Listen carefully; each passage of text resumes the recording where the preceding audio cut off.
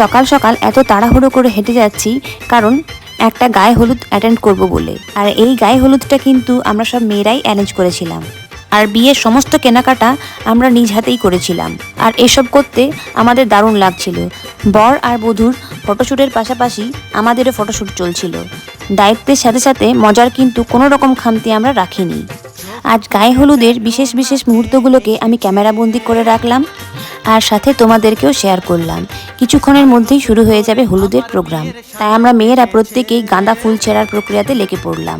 পুরোহিত মশাইয়ের সমস্ত প্রক্রিয়া হওয়ার পর আমরা ওদেরকে হলুদ লাগানোর জন্য বসালাম। বর আর বধূর হাসি দেখে বুঝতে পারছো যে ওরা বিয়ে করে কতটা খুশি।